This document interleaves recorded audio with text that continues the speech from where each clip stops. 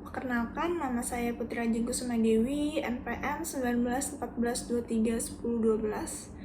Di sini saya dari program TIP, Teknologi Industri Pertanian, akan membahas tentang peluang. Banyak kejadian dalam kehidupan sehari-hari yang sulit diketahui dengan pasti, terutama kejadian yang akan datang. Meskipun kejadian-kejadian tersebut tidak pasti, tetapi kita bisa melihat fakta-fakta yang akan ada untuk menuju derajat kepastian atau derajat keyakinan bahwa sesuatu akan terjadi. Derajat atau tingkat kepastian atau keyakinan dari munculnya hasil percobaan statis disebut dengan probabilitas atau peluang yang dinyatakan dengan P. Peluang sering diartikan sebagai ukuran kemungkinan terjadinya suatu kejadian.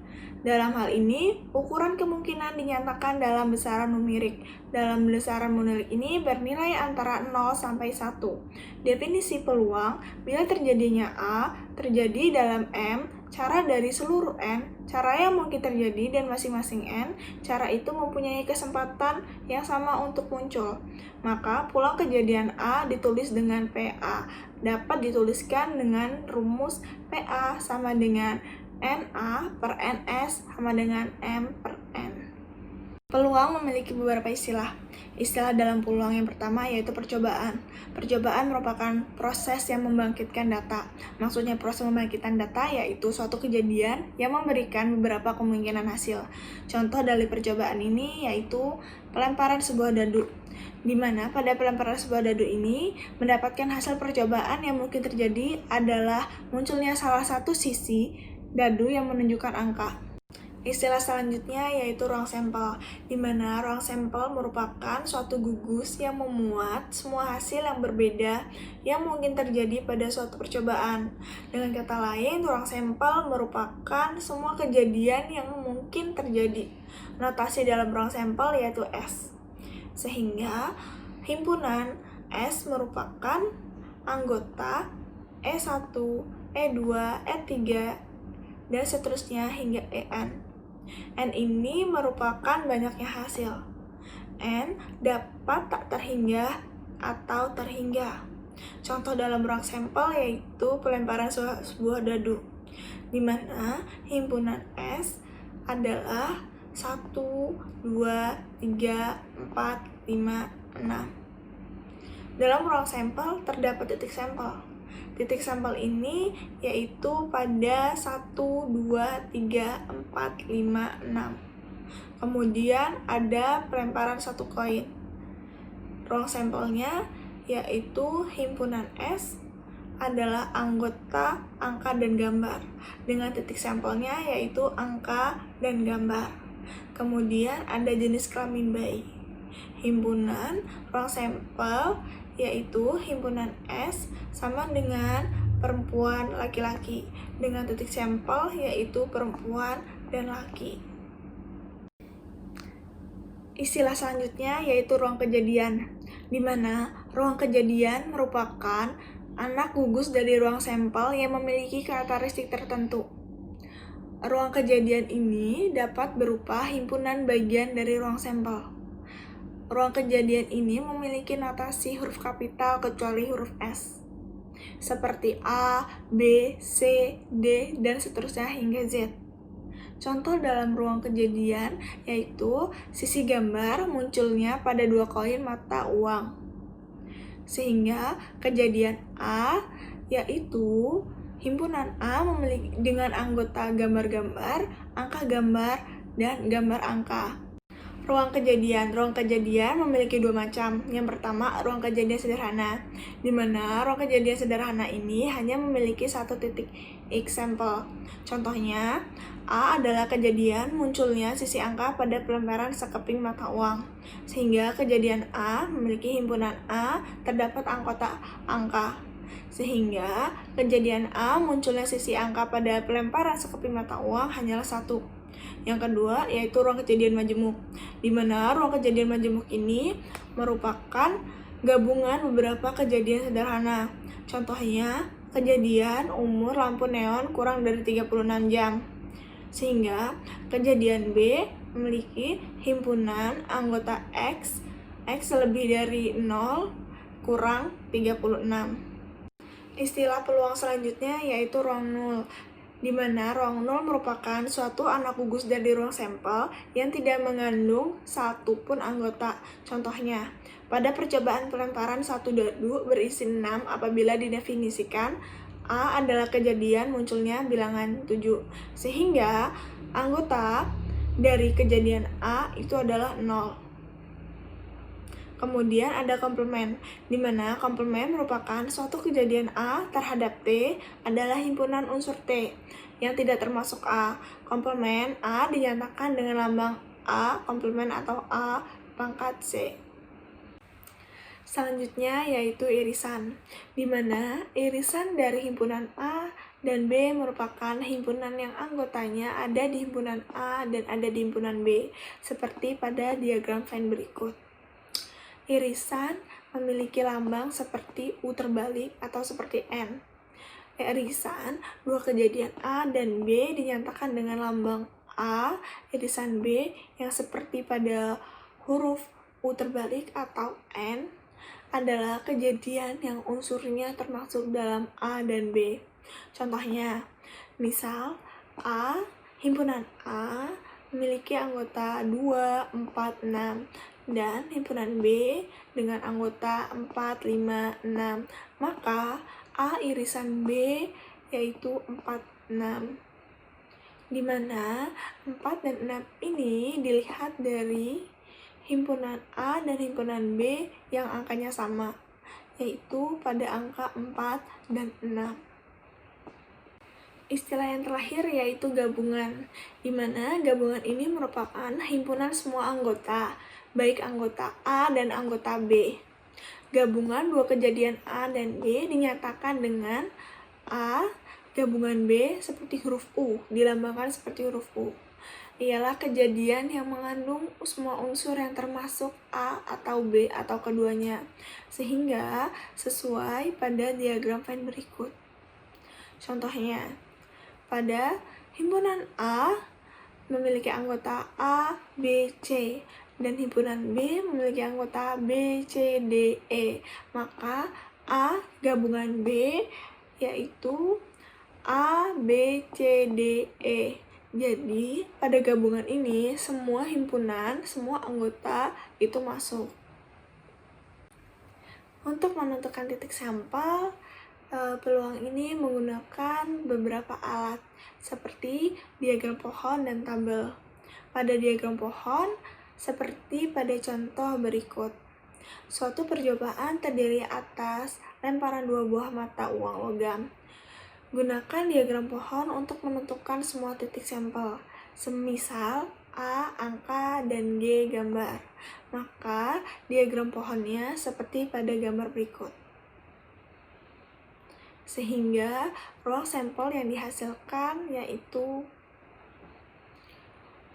himpunan A memiliki anggota AA, AG, GA, dan GG. Dapat dicontohkan yaitu suatu percobaan terdiri atas lemparan 2 buah mata uang. Gunakan diagram pohon untuk menentukan semua titik sampel. Semisal A itu angka dan G itu gambar. Yang pertama, kita buat dulu tabelnya yang pada gambar di atas, garis yang pertama di atas yaitu uang logam kedua, dan pada yang samping yaitu uang logam pertama. Dengan memberi keterangan pada tabel yang pertama, tabel yang di atas, gambaran di atas yaitu angka dan gambar, dan pada tabel yang samping dengan menggunakan keterangan angka dan gambar. Sehingga dari situ kita dapat menentukan titik sampel, yaitu angka-angka, angka gambar, gambar angka, dan gambar-gambar. Sehingga himpunan T memiliki anggota angka-angka, angka gambar, gambar angka, dan gambar-gambar. Kemudian adanya prinsip perhitungan peluang. Prinsip perhitungan peluang ini digunakan untuk menghitung suatu kejadian atau suatu kasus yang ada di dalam peluang atau sebuah soal yang ada di dalam peluang. Prinsip perhitungan peluang ini yang pertama adalah penggandaan, di mana penggandaan dapat digunakan jika setiap kemungkinan dibentuk dari komponen-komponen yang saling bebas dengan rumus NS sama dengan N1 dikali N2 dikali N3 seterusnya hingga kali N1. Contohnya yaitu melempar 3 buah mata uang, di mana dalam satu mata uang ini terdapat 2 kemungkinan peluang terjadi, yaitu angka dan gambar. Sehingga NS-nya atau jumlah total semua kasus yaitu 2 dikali 2 kali 2 sama dengan 8. Kenapa dikali 3 kali? Karena adanya 3 buah mata uang yang dilempar. Atau dapat ditulis dengan 2 pangkat 3 yaitu 8. Kemudian contoh soal yang kedua yaitu melempar 2 buah dadu, di mana dalam satu dadu itu memiliki peluang kemungkinan terdapat 6 kejadian, yang itu pada munculnya angka pertama, angka kedua, ketiga, 4, 5, dan 6. Sehingga jumlah total semua kasus itu 6 dikali 6 atau 6 pangkat 2 sebesar 36. Prinsip perhitungan selanjutnya yaitu faktorial, di mana faktorial ini bilangan asli n adalah perkalian semua bilangan asli yang kurang atau sama dengan n. Faktorial ini dilambangkan dengan sebuah ekspresi yaitu tanda seru. Nah, cara membaca faktorial ini bukan tanda seru, melainkan ada kata faktorialnya. Contohnya, ada huruf 3 tanda seru, maka dibacanya 3 faktorial. Terus ada 4 tanda seru, berarti dibacanya 4 faktorial. Kemudian cara menghitung faktorial yaitu dengan cara mengurangkan bilangan itu dengan 1. Contohnya ada 4 faktorial, maka 4 dikali 3 dikali 2 dikali 1. Nah, 3 ini berasal dari 4 dikurang 1, dan 2 ini berasal dari 3 dikurang 1, 1 ini berasal dari 2 dikurang 1. Sehingga 4 faktorial ini 4 dikali 3 dikali 2 dikali 1, sehingga hasilnya adalah 120. Berikut terdapat sebuah kasus di mana ada 4 buah lukisan A, B, C, dan D akan dipajang berurutan pada sebuah dinding pameran. Berapakah jumlah susunan yang dapat dibentuk dari keempat lukisan tersebut? Cara menyelesaikannya, yang pertama, kita tentukan dulu jumlah lukisan yang akan dibentuk susunannya ada berapa. Nah, dalam soal itu terdapat 4 lukisan, yaitu A, B, C, dan D, sehingga bentuk susunannya kita dapat bentuk adalah 4. Maka jumlah susunan yang bisa dibentuk adalah 4 faktorial. Dimana kita akan menyelesaikan 4 faktorial itu dengan cara bilangan itu dikali bilangan itu dikurang 1, sehingga seterusnya sampai 1. 4 faktorial dikali 4 bilangan itu dikali 3, 4 dikurang 1, dikali 2, 3 dikurang 1, dikali 1, 2 dikurang 1, sehingga menghasilkan 24. Jadi jumlah susunan yang dapat dibentuk adalah 24 susunan. Prinsip perhitungan peluang selanjutnya yaitu kombinasi, di mana kombinasi merupakan kejadian di mana susunan objek yang terpilih tidak diperhatikan. Artinya, dalam kombinasi ini tidak perlu adanya susunan dan tidak perlu adanya urutan pada objek. Jadi, dapat kita contohkan yaitu misalkan memilih sejumlah orang untuk menempati suatu sejumlah kursi tempat duduk. Nah, di mana susunan tempat duduk ini tidak menjadi perhatian. Nah, kombinasi ini memiliki lambang huruf C kapital. Nah, kombinasi ini memiliki fungsi yaitu mencari banyaknya cara untuk mengambil R benda dari N benda. Nah, sehingga dapat ditulis menjadi N kombinasi R. Artinya, dari N benda yang di atas ini, kita akan memilih R benda yang di bawah, sehingga dapat dirumuskan menjadi N kombinasi R sama dengan N faktorial dibagi dalam kurung N dikurang R faktorial dikali R faktorial. Nah, kita dapat tulis contoh soal yang pertama, yaitu dari 5 orang akan dibentuk tim cepat tepat yang beranggotakan 3 orang. Dari soal ini kita tahu bahwa di mana dari 5 orang ini akan terpilih 3 orang yang akan menjadi tim cepat tepat. Nah, dari sini kita tahu bahwa soal ini merupakan kombinasi. Kombinasi dari mana? Kombinasi dari urutan dalam pemilihan ini tidak diperhatikan. Nah, dapat saya misalkan nih, dalam pilihan pertama itu namanya Anna, pilihan kedua itu Budi, pilihan yang ketiga itu Bambang. Nah, dari 3 orang itu urutannya saya acak menjadi pilihan pertama Budi, pilihan keduanya Anna, pilihan ketiganya Bambang. Nah, dari kedua jadian itu tetap saja 3 orang itu akan menjadi tim cepat tepat. Mau baik itu mau Anna yang pertama, Budi yang kedua, atau Bambang yang ketiga, itu tetap saja 3 orang itu sudah terpilih menjadi tim cepat tepat. Jadi urutannya itu tidak perlu diperhatikan lagi. Nah, dari situ kita dapat menyelesaikan menjadi NS sama dengan 5 kombinasi 3, di mana 5 ini merupakan banyaknya orang, 3 ini merupakan anggota yang akan terpilih, sehingga dapat diselesaikan menjadi 5 faktorial dibagi dalam kurung 5 dikurang 3 faktorial dikali 3 faktorial sama dengan 5 faktorial dibagi 2 faktorial dikali 3 faktorial sama dengan 120 dibagi 12 sama dengan 10. Prinsip perhitungan pulang yang terakhir yaitu permutasi, di mana permutasi merupakan kejadian di mana susunan objek yang terpilih diperhatikan. Artinya, di dalam permutasi ini, susunan atau urutan pada objek itu sangatlah perlu diperhatikan, berbeda dengan kombinasi. Nah, dapat kita contohkan yaitu memilih orang untuk membentuk kepengurusan suatu organisasi, di mana jika si A terpilih menempati posisi ketua, maka akan berbeda maknanya menjadi si A terpilih menempati posisi wakil ketua. Nah, permutasi ini memiliki lambang P. Fungsi dari permutasi ini juga sama dengan kombinasi, yaitu mencari banyaknya cara untuk mengambil R benda dari N benda, sehingga dapat ditulis menjadi N permutasi R. Artinya, dari N benda yang di atas, kita akan memilih R benda yang di bawah, sehingga kita dapat menulis rumus menjadi N permutasi R sama dengan N faktorial dibagi dalam kurung N dikurang R faktorial. Nah, kita dapat mengerjakan contoh soal di mana dari 5 orang kandidat akan dibentuk susunan pengurus yaitu ketua, wakil, dan bendahara.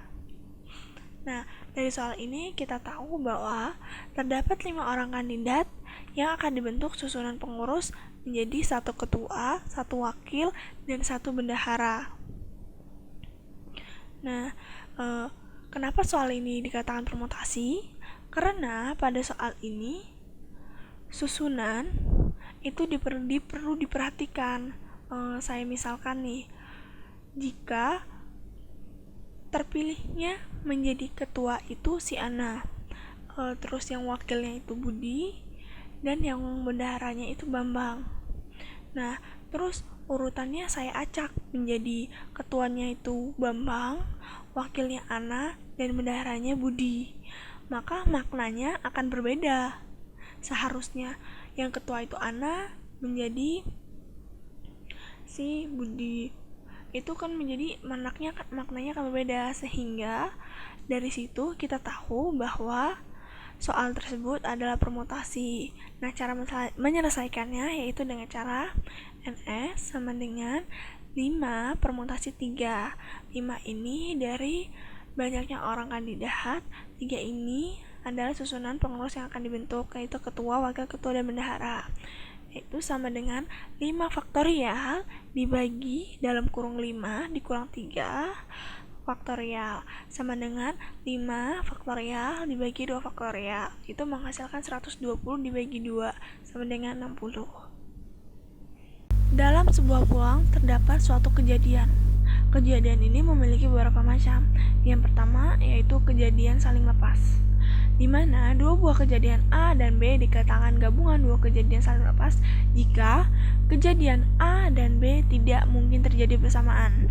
Nah, dapat kita lihat di dalam diagram plan ini, kejadian A dan kejadian B ini tidak adanya berkaitan atau tidak bergandengan.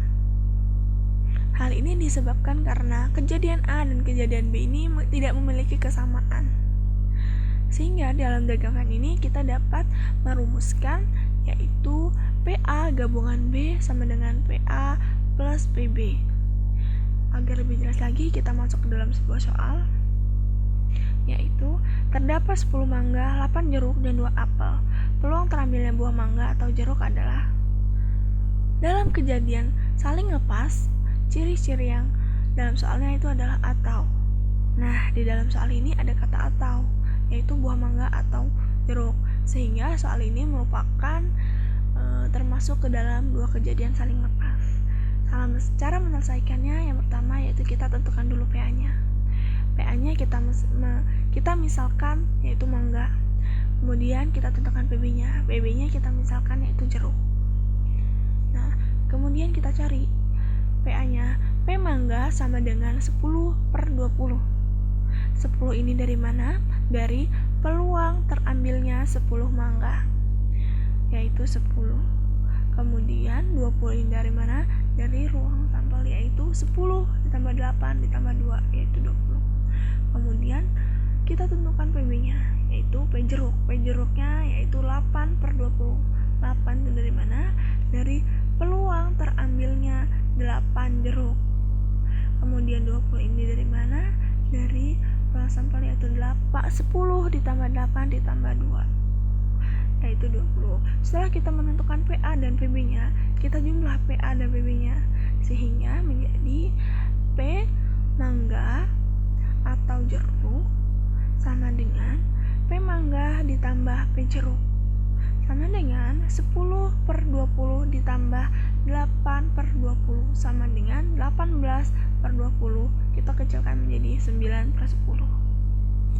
Selanjutnya terdapat gabungan dua kejadian, di mana dua kejadian A dan B dikatakan gabungan dua kejadian jika kejadian A dan B terjadi bersama-sama atau kejadian A dan kejadian B dapat terjadi bersama.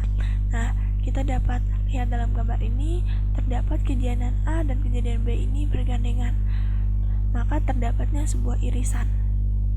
Sehingga dapat kita merumuskan menjadi PA gabungan B sama dengan PA ditambah PB dikurang PA irisan B, di mana PA gabungan B ini merupakan peluang kejadian A atau B, dan PA irisan B merupakan peluang kejadian A dan B.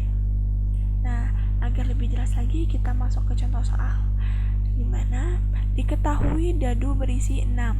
Tentukan peluang kejadian di mana pelemparan satu kali muncul angka adalah bilangan genap dan bilangan prima. Cara mengerjakannya yaitu kita tentukan lebih dahulu PA-nya dan PB-nya dan PA irisan B. PA-nya kita misalkan menjadi bilangan genap, PB-nya kita misalkan bilangan prima. Maka PA bilangan genap yaitu 2, 4, 6. Sehingga peluang kejadian yang terjadi yaitu terdapat 3 peluang terjadinya bilangan genap yaitu 3, yaitu pada 2, 4, 6 menjadi 3/6. 6 ini dari ruang sampel sehingga menjadi 1/2. Kemudian bilangan prima yang terjadi pada satu kali pelemparan dadu berisi 6 yaitu 2, 3, dan 5. Sehingga peluang kejadian bilangan prima terdapat 3/6. 6 ini dari ruang sampel. sehingga menjadi 1/2. Nah, PA irisan B, tadi PA irisan B itu merupakan peluang kejadian A dan B, sehingga yang sama dalam PA dan B yaitu 2. Sehingga PA irisan B yaitu 2.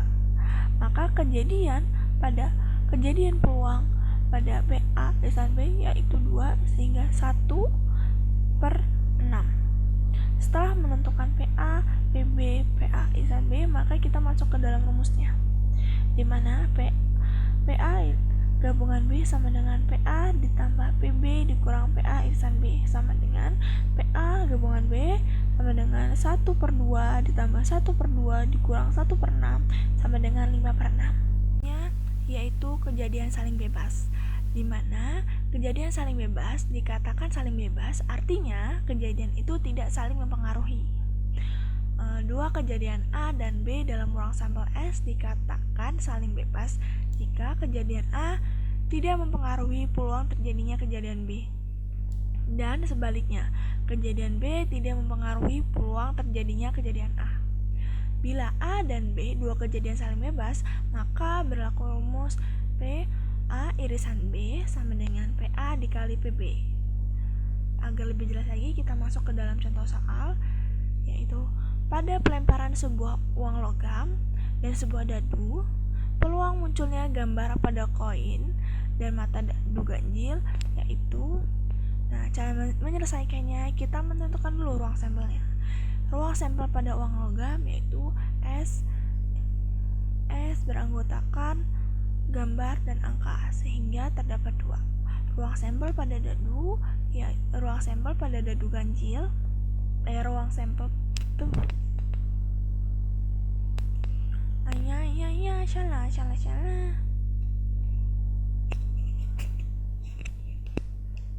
Kemudian kejadian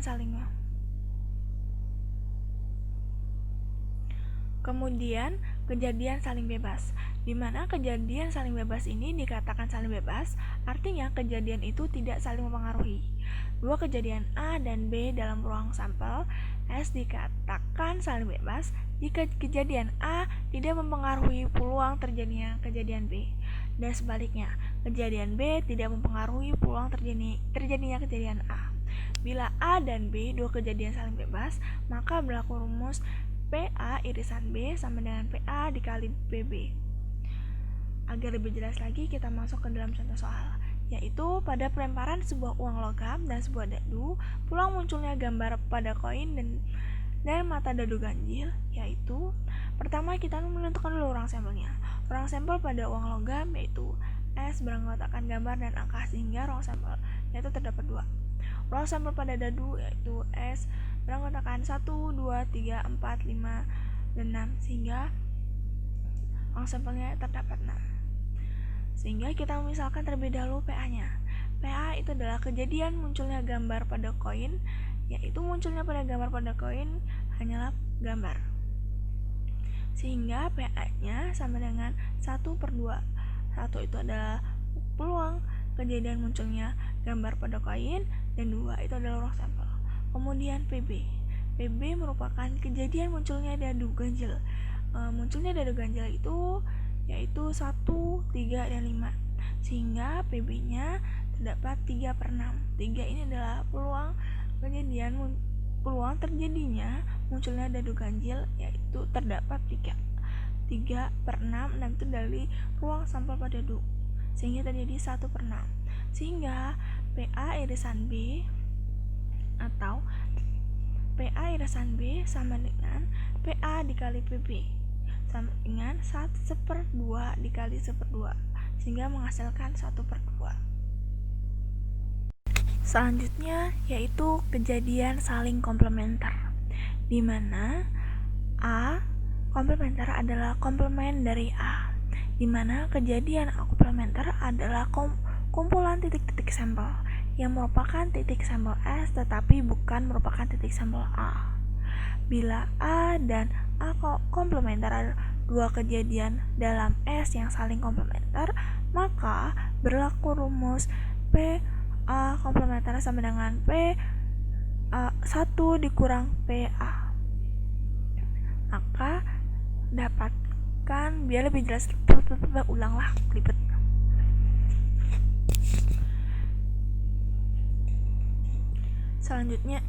Selanjutnya yaitu kejadian saling komplementer, di mana kejadian saling komplementer ini A komplementer adalah komplement dari A, di mana kejadian A komplementer adalah kumpulan titik sampel yang merupakan titik sampel S tetapi bukan merupakan titik sampel A. Bila A dan A komplementer, dua kejadian dalam S yang saling komplementer sesuai pada gambar ini, maka menghasilkan rumus PA komplementer sama dengan 1 dikurang PA. Agar lebih jelas lagi, kita masuk ke dalam soal, yaitu pada pelemparan dua dadu, jika A adalah kejadian munculnya muka dadu sama, hitunglah peluang munculnya muka dadu yang tidak sama. Nah, cara penyelesaiannya yang pertama, kita misalkan terlebih dahulu A adalah kejadian munculnya muka dadu yang sama. Muka dadu yang sama yaitu terdapat 1,1, 2,2, 3,3, 4,4, 5,5, 6,6. Maka PA-nya yaitu 6/36. Sehingga peluang munculnya muka dadu yang tidak sama yaitu PA komplementer adalah PA komplementer sama dengan 1 dikurang PA sama dengan 1 dikurang 6/36, hasilnya 30/36. Selanjutnya adalah peluang bersyarat. Adalah peluang suatu kejadian A terjadi dengan syarat kejadian A lebih dulu terjadi atau akan terjadi atau diketahui terjadi. Ditunjukkan dengan P, B, garis lurus A yang dibaca dengan peluang di mana B terjadi karena A terjadi, atau B bersyarat A. P bersyarat A sama dengan P A irisan B dibagi dengan PA jika PA lebih besar 0. Berikut contoh dari peluang bersyarat, yaitu pada pengundian 2 buah mata dadu, berapakah munculnya mata dadu berjumlah 6 dengan salah satu mata dadunya adalah 2. Nah, kita menyelesaikan dengan cara kita memisalkannya dulu. Pertama, misalkan A adalah peristiwa munculnya mata dadu berjumlah 6 dan B itu adalah peristiwa munculnya salah satu mata dadu bermata 2. Kemudian kita tentukan dulu NS-nya. NS-nya itu adalah 36. Kemudian kita tentukan dulu NA-nya. NA-nya itu adalah 5 dari A 1,5, 2,4, 3,3, 4,2, 5,1. Kemudian tentukan dulu NB-nya. NB-nya sebesar 11 dari mana B anggota 1,2, 2,2, 2,3, 2,4, 2,5, 2,6, 6,2, 5,2, 4,2 dan 3,2 dan 1,2. Kemudian tentukan P A irisan B, yaitu terdapat 2 dari A irisan B beranggotakan 2,4 dan 4,2, sehingga kita masukkan rumus yaitu P B bersyarat A sama dengan A irisan B dibagi PA sama dengan 2, karena PA irisan B-nya 2 dibagi 5 karena PA-nya itu adalah 5 sama dengan 0,4. Di dalam sampel terdapat teknik pengambilan, di mana dalam teknik pengambilan terdapat dengan pengembalian dan tanpa pengembalian. Saya akan menjelaskan terlebih dahulu tentang dengan pengembalian. Saat kita mengambil, untuk pengambilan berikutnya dilakukan setelah kita mengembalikan dari pengambilan sebelumnya.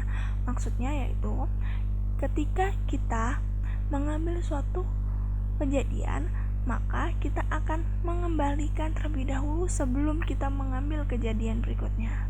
Nah, contoh soalnya yaitu terdapat beberapa bola merah warna-warni, yaitu merah 5, putih 2, hijau 3. Dilakukan pengambilan 3 bola secara acak dengan pengembalian.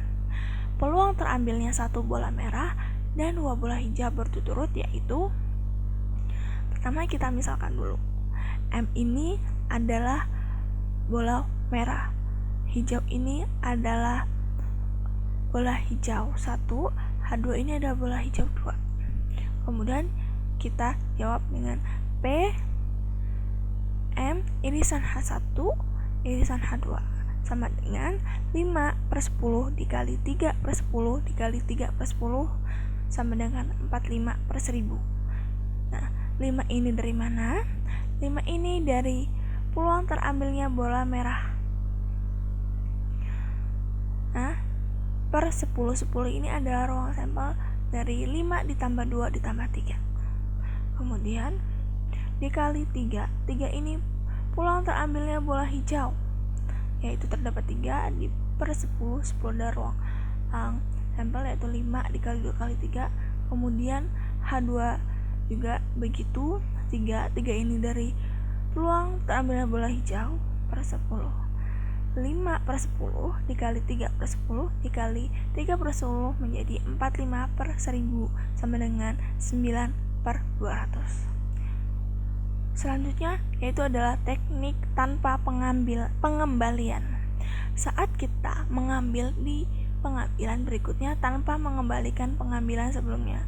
Maksudnya saat kita mengambil suatu kejadian, maka dalam kegiatan mengambil suatu kejadian lagi tidak mengembalikan pengembalian sebelumnya.